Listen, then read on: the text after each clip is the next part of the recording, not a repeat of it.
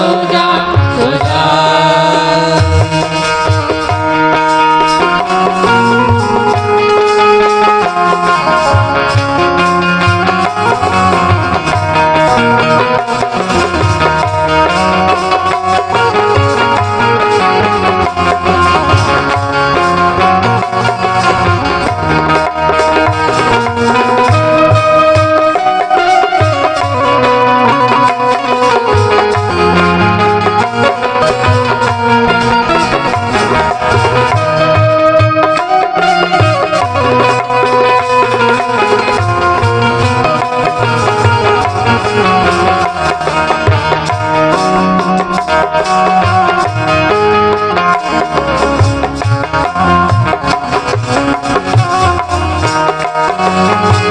सो जा रमैया लाडले मैया सुलाए गा सो जा रमैया लाडले मैया सुलाएगा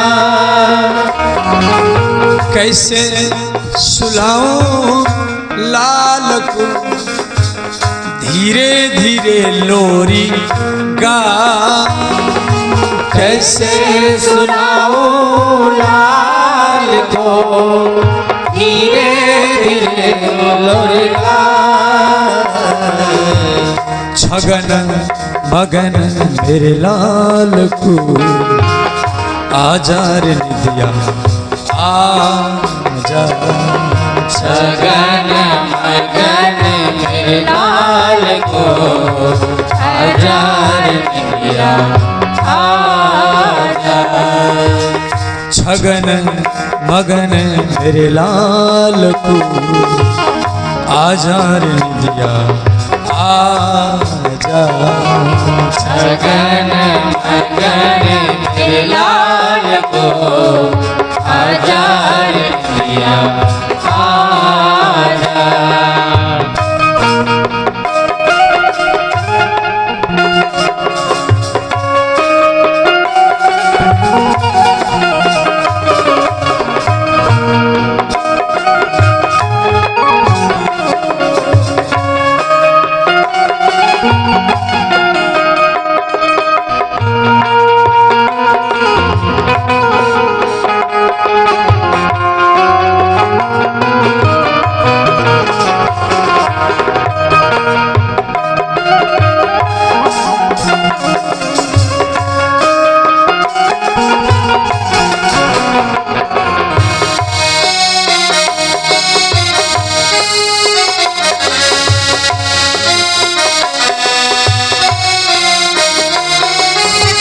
सुबेर मैया पालना जाकी छवि अभी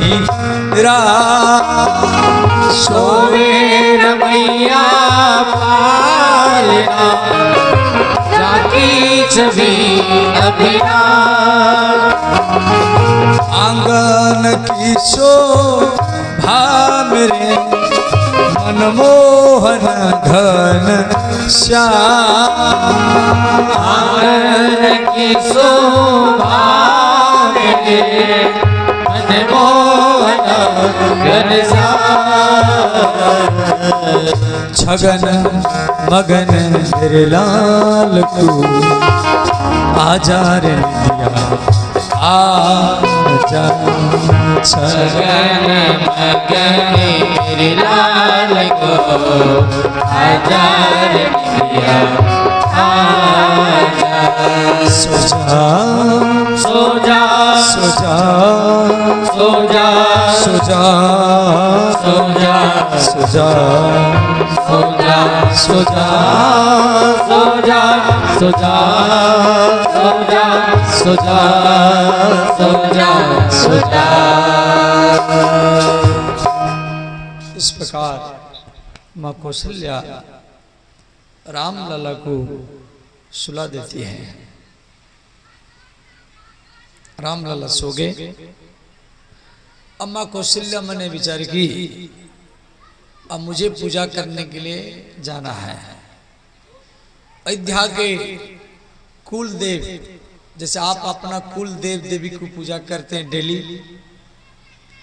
ऐसे अयोध्या के कुल देव हैं श्री रंगनाथ भगवान, वेंकटेश, रंगनाथ बालाजी।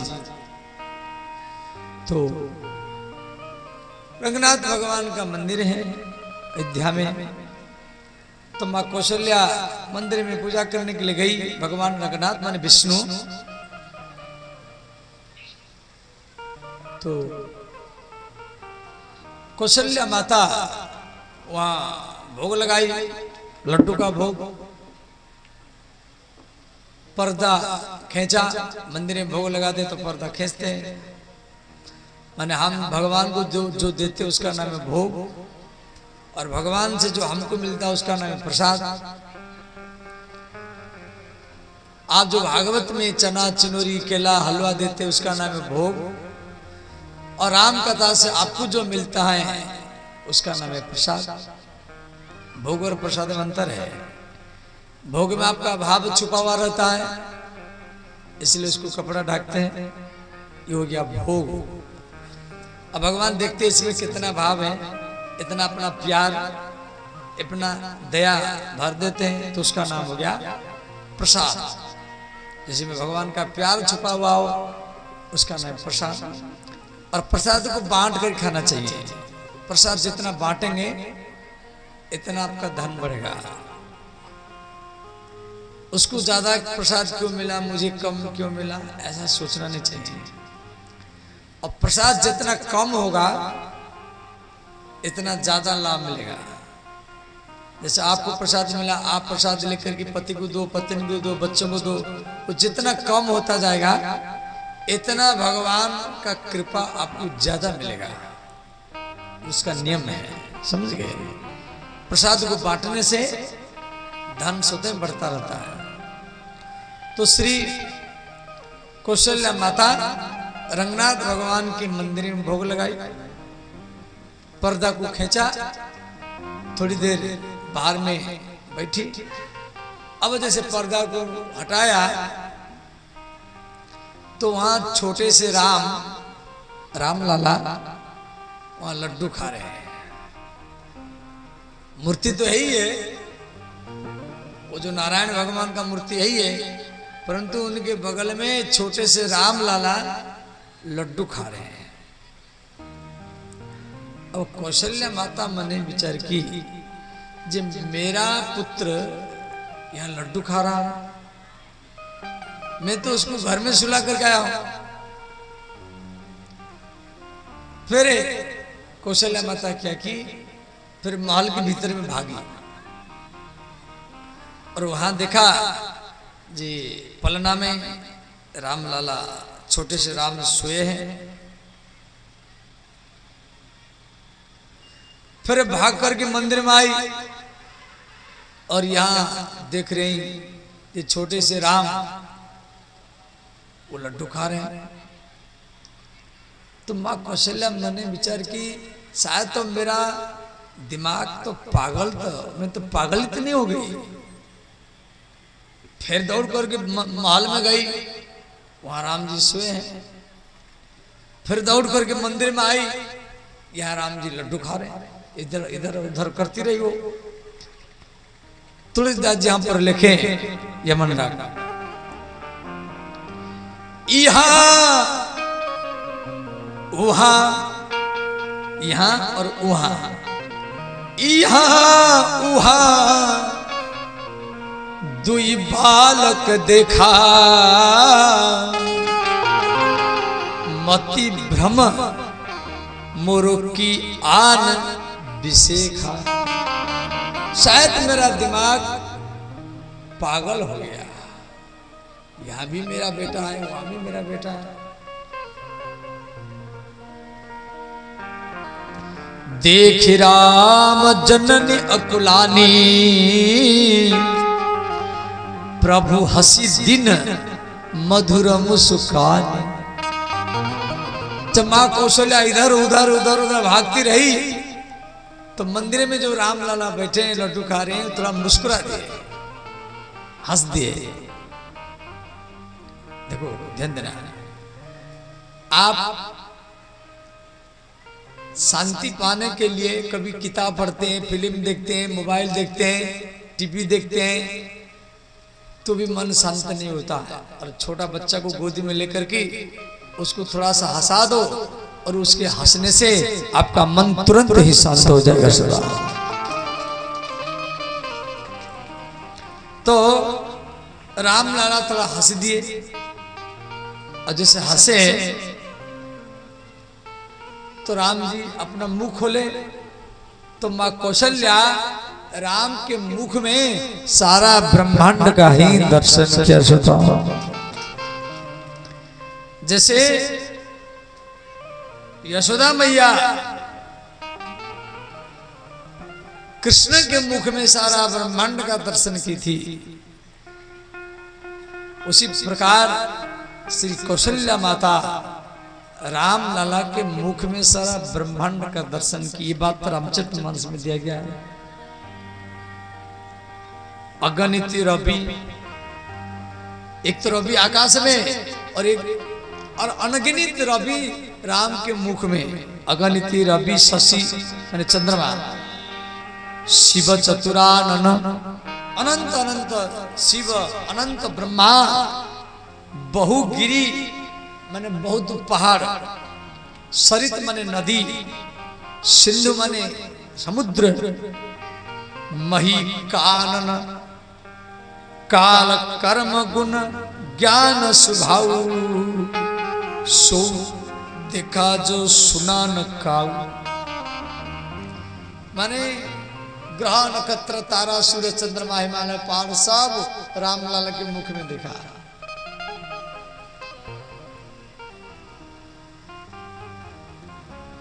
तो फिर राम जी जब मुस्कुरा दिए तो माँ कौशल्या रामलाला को गोदी में ले लिया और दूध पिलाने लगी।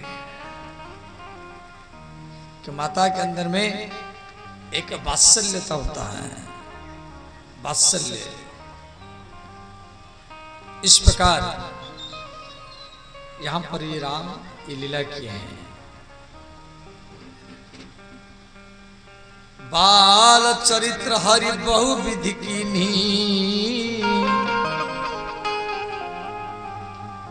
राम जी का बाल्य लीला बहुत प्रकार के है।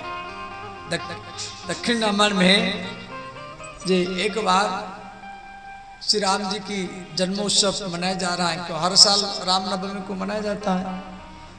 तो रावण एक राक्षस भेजा जिसका नाम है वज्रकंटक।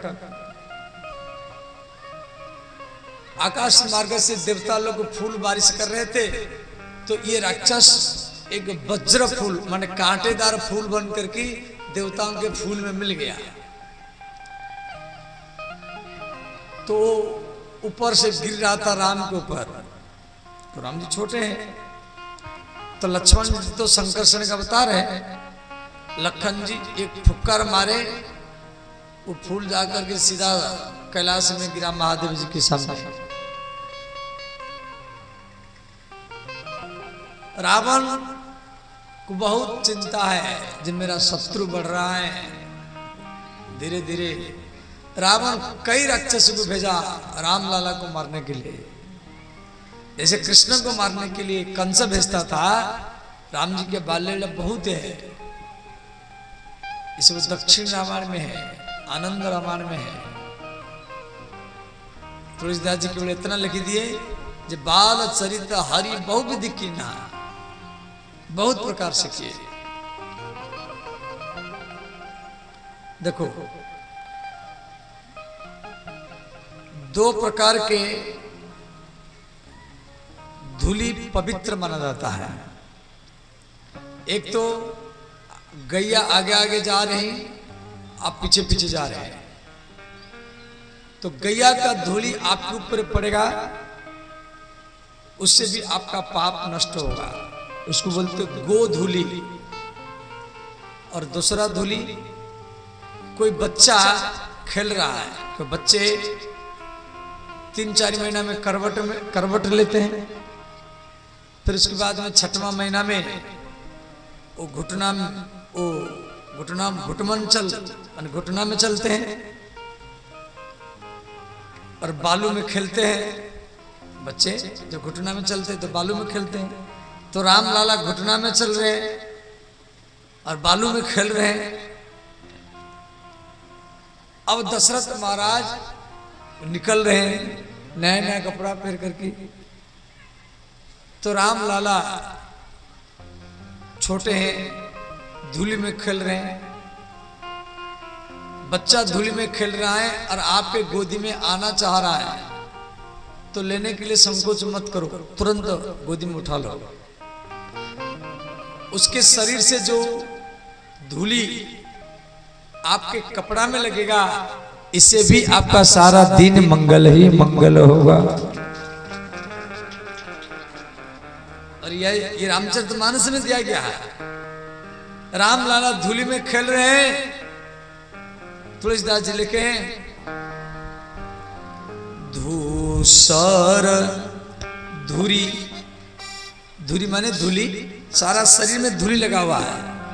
धूसर धूरी भरे तनु आए, धूसर धूरी भरे तनु आए। धूसर धूरी भरे तनु आए। तनु माने समझ जाते? तनु का अर्थ क्या है? तनु माने देह। तनु शब्द का अर्थ देह। धूसर धूरी भरे तनु आए माने राम छोटे से घुटना में चल रहे हैं और सारा शरीर में, पेट में, छाती में, जांग में पूरा धूली धूली लगा हुआ है। धूसर धूरी भरे तनु आए, धूसर धूरी भरे तनु आए। राजा दशरथ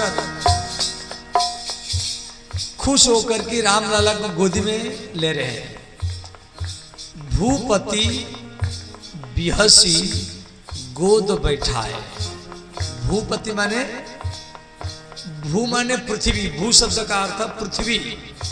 पति, पृथ्वी का पति कौन है? ना राजा है। राजा को पृथ्वी का पति कहा जाता है।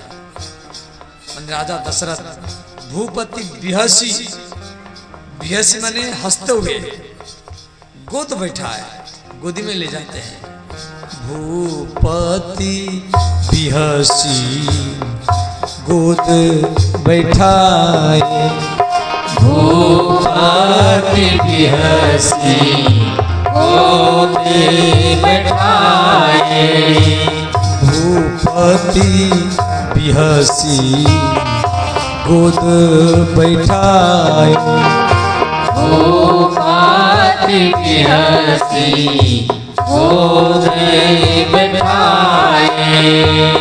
परिवार में बच्चों को वृद्ध व्यक्ति अच्छे लगते हैं, बूढ़े व्यक्ति बच्चों को अच्छे लगते हैं, और वृद्ध व्यक्ति को बच्चे भी अच्छे लगते हैं। पुत्र जितना अच्छा लगता है, आपको तो अनुभव होगा तो संसार में आप लोग रहते हैं, पुत्र अच्छा लगता है या पोता अच्छा लगता है? छोटा पोता हो, नाती हो, वो पुत्र से भी, बेटा बेटी से भी अच्छा लगता है। तो इसलिए बच्चों का गुरु बूढ़े होते हैं और वृद्धों का गुरु बच्चे होते हैं। और परिवार में छोटा बच्चा को पहले भोजन देना चाहिए, और वृद्धों को भी, परिवार में जो बूढ़े व्यक्ति हैं उनको भी पहले भोजन देना चाहिए। दोनों को एक साथ में दे देना चाहिए, बच्चों को और वृद्ध व्यक्ति को। तो परिवार में कभी भी धन की कमी नहीं आएगी, कभी अशांति नहीं आएगा। जिस परिवार में वृद्ध व्यक्ति को पहले भोजन दिया जाता हो और बच्चों को। महाराज दशरथ भोजन करने के लिए जा रहे हैं, राम लाला को बुला रहे हैं।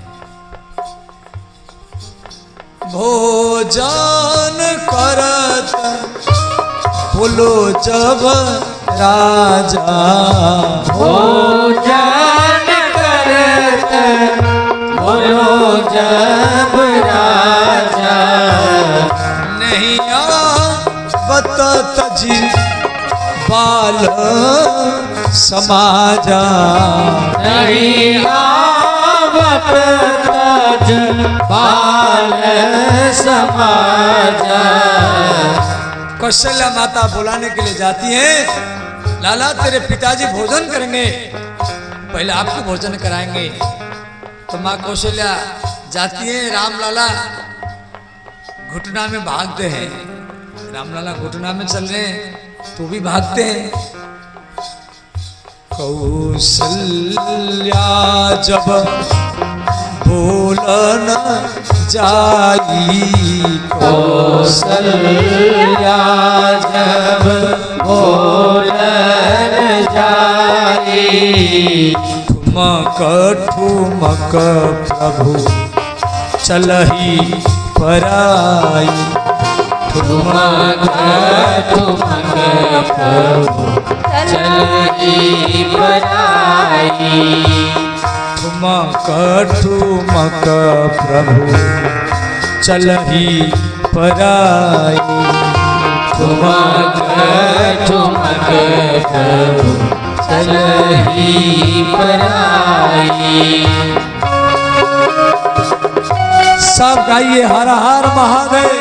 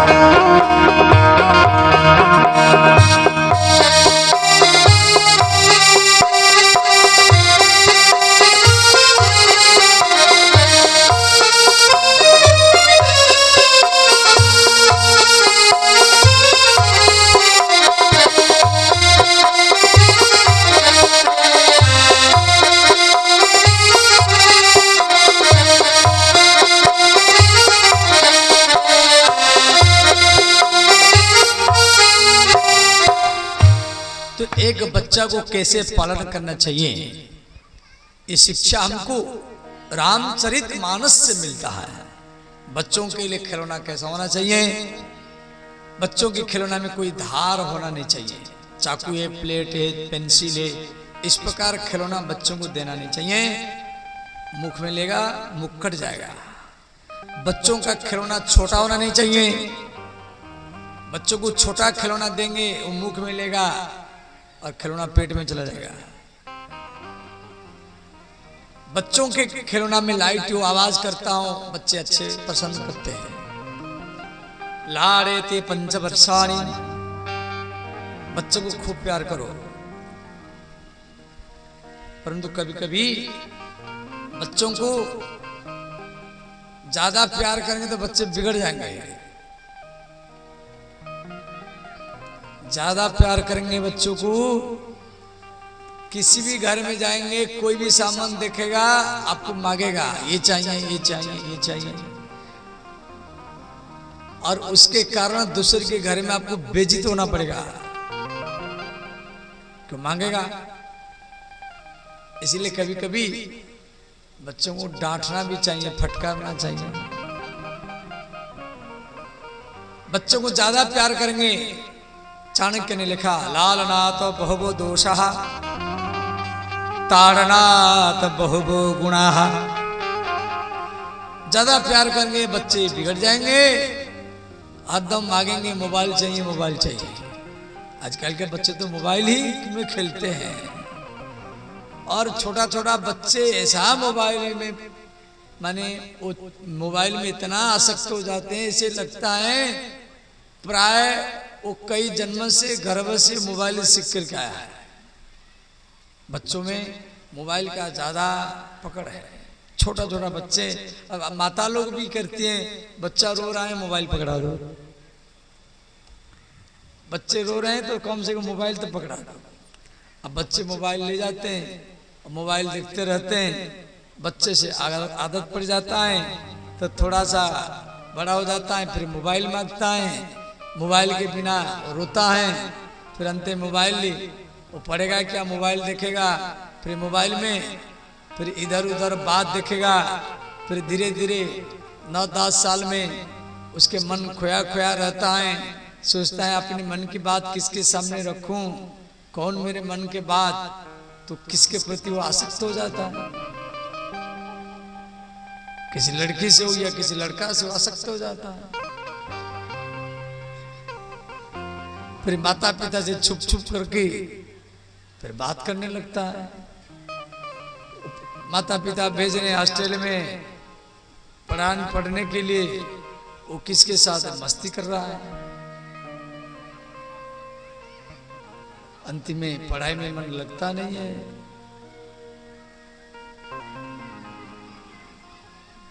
और आजकल प्राय बहुत बच्चे बिगड़ जाते हैं।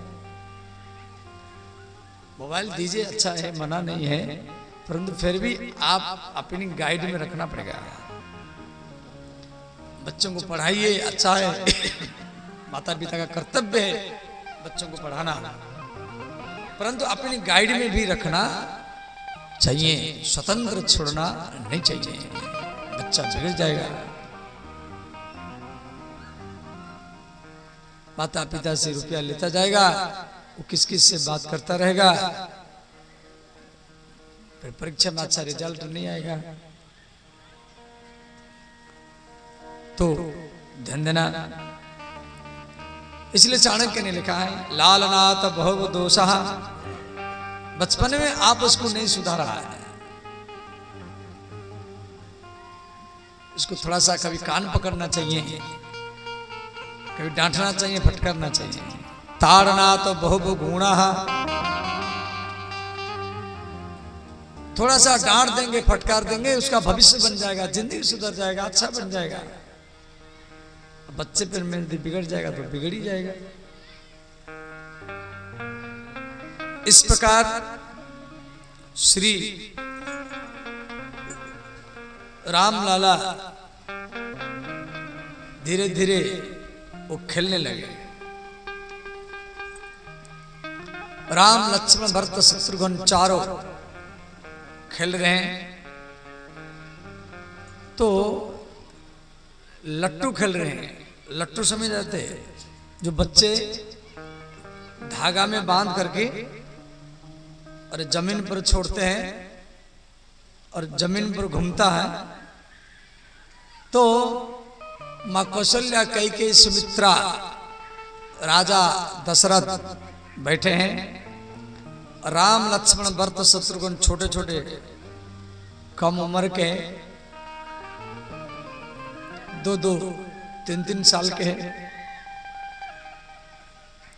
तो कौशल्या एक कैकेयी माता प्रतियोगिता किया, कहा आर्यपुत्र आप चारों में आज प्रतियोगिता होगा, लट्टू खेल का प्रतियोगिता। तो मां कौशल्या, कैकेयी, सुमित्रा चारों को लट्टू दिया, लहट्टू बोलते बिहार भाषा में। और इधर रावण सोच रहा है मेरा शत्रु धीरे धीरे बड़ा होता जा रहा है, मैं स्वयं जाकर के मैं अपने शत्रु को मारूंगा, तो मेरा मृत्यु राम के हाथ में है। तो रावण लंका से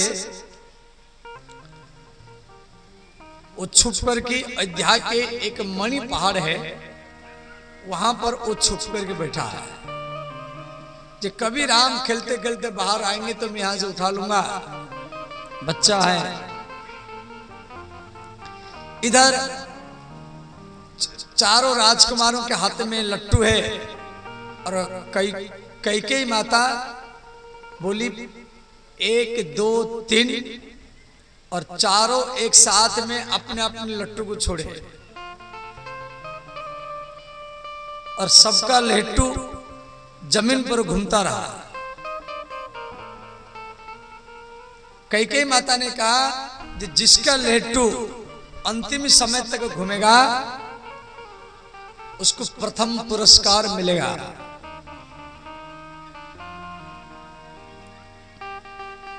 तो 4 लेट्टू घूम रहा है और पहले राम जी का लेट्टू गिर गया।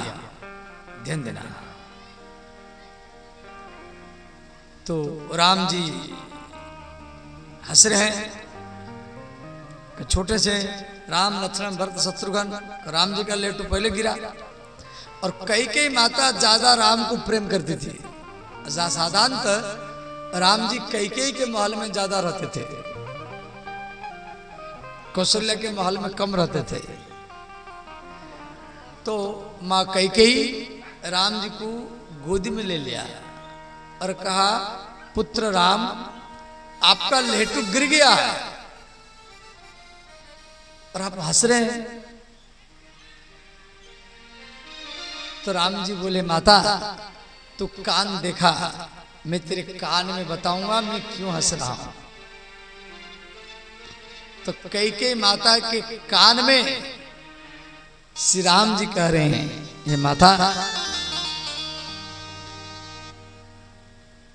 भैया भरत जीता है,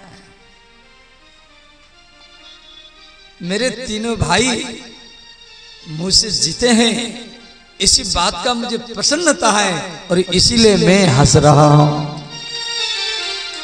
ये राम का स्वभाव है। ध्यान देना। वो हरदम अपने भाइयों को जिताते थे।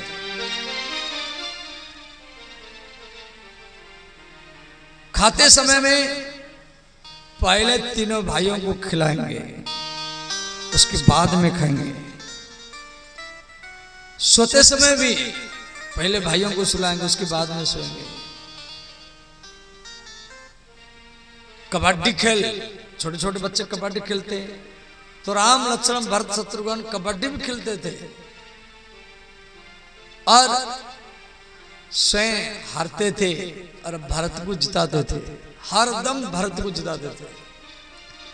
रामचरितमानस में की पंक्ति है, भरत जी बोले हैं अपनी मां को, माता भैया राम का स्वभाव, हारे हूं खेल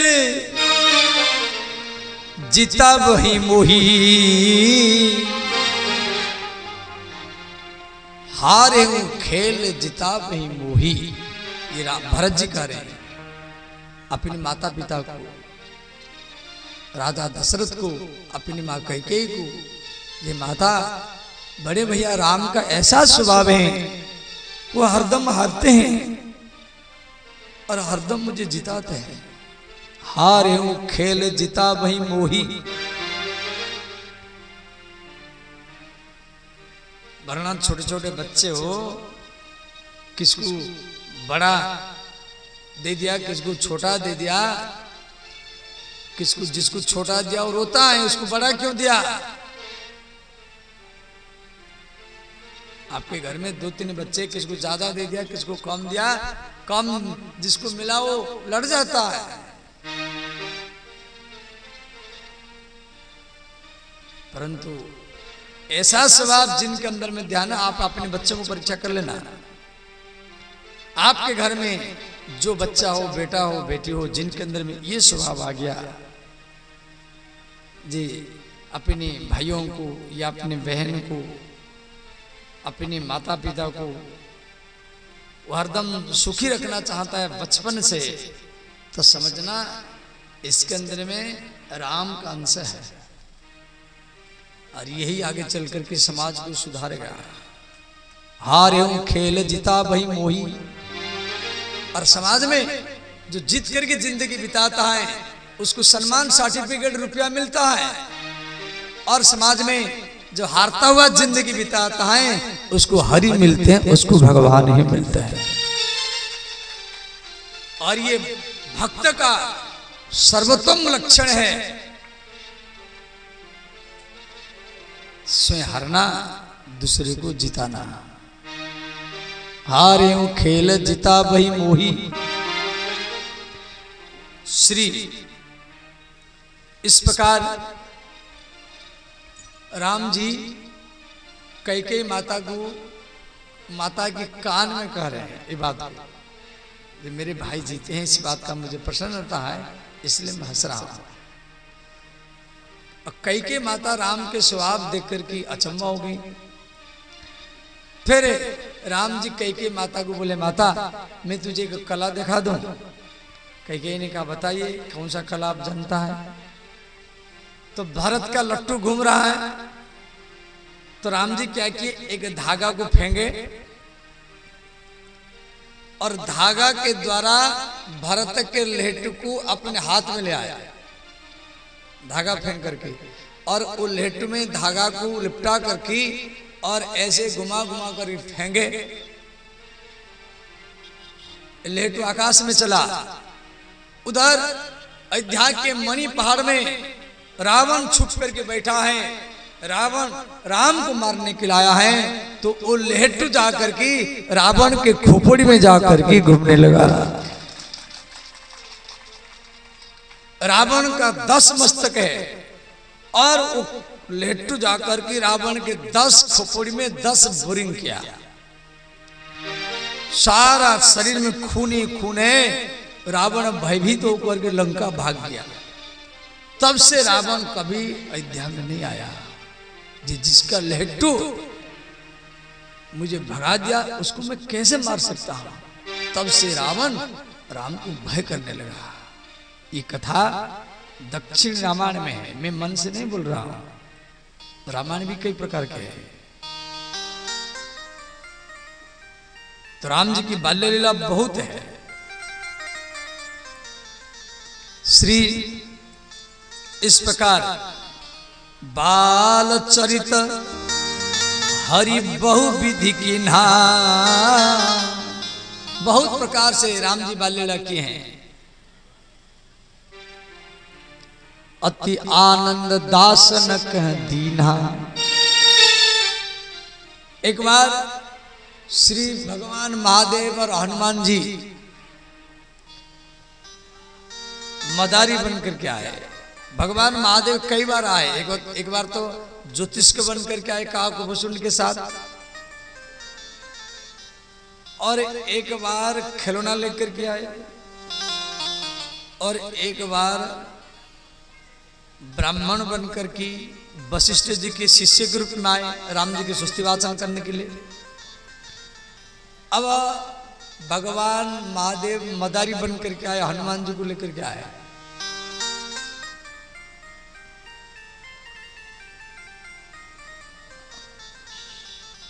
आजकल तो मदारी प्राय गांव में आते नहीं हैं। पहले से मदारी आते थे, बंदरों को नचाते थे। आजकल ये सब लोग धीरे धीरे समाप्त हो गया। तो मदारी के रूप में हनुमान जी है, ये बांदर के रूप में हनुमान जी है, मदारी के रूप में भगवान महादेव है। दशरथ जी कौशल्या कैकेयी सुमित्रा बैठे, राम लक्ष्मण भरत शत्रुघ्न। तो दशरथ जी बोले, भैया मदारी कुछ अच्छा चीज दिखाओ। तो मदारी के रूप में भगवान महादेव बंदर को बोले, जी कच्छप भगवान का रूप दिखाओ। जैसे कच्छप भगवान कछुआ के रूप में चलते हैं, ऐसे वो बंदर कछुआ बनकर के चलने लगा। मछली भगवान, फिर वामन भगवान छतरी लेकर के भिक्षा करते, ऐसे ही बंदर ने भी भिक्षा करने लगा। परशुराम भगवान फारसा लेकर ही घूमते हैं, तो बंदर भी फारसा लेकर घूमने लगा। माने 10 अवतार। अब बंदर के इस प्रकार भाव को देख करके राम जी बोले, हे माता मुझे ये बंदर चाहिए। तो अंत में दशरथ जी बोले, भैया मदारी हमारा पुत्र रो रहा है, कुछ दिन के लिए बंदर को छोड़ दो, बाद में आके ले जाना। तो हनुमान जी बानर के रूप में अयोध्या में कुछ समय राम जी के साथ में भी खेले। बोले श्री हनुमान जी महाराज की जय। अब ध्यान देना, धीरे धीरे राम जी और थोड़े बड़े हुए तो गेंद खेल रहे हैं, फुटबॉल।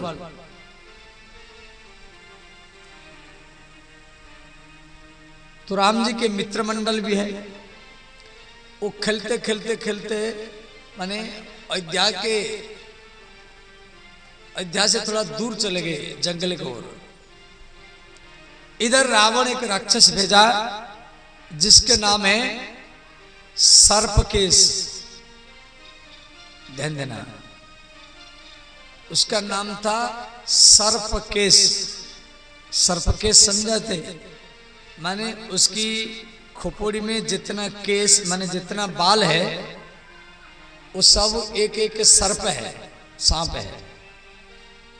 एक व्यक्ति के सिर पर 1,50,000 बाल होते हैं, एक अच्छे व्यक्ति के खोपड़ी में।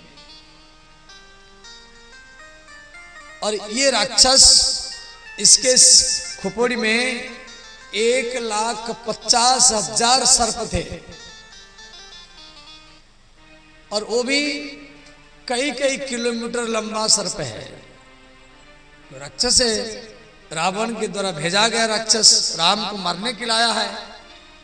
रावण कई राक्षस भेजा बीच बीच में। तो ये राक्षस सर्पकेश एक पहाड़ के ऊपर छुप करके बैठा है। जो राम खेलते खेलते यहाँ आएंगे तो यहाँ पर मैं मारूंगा। और उन सर्पों में कुछ नाग सर्प है, कुछ नागिन भी है। 1.5 लाख सर्प है उसकी खोपड़ी में, और वो बाल किलोमीटर लंबा है। इतना बड़े बड़े सांप है। इधर भगवान महादेव कैलाश में है और माता पार्वती दोनों बैठे हैं।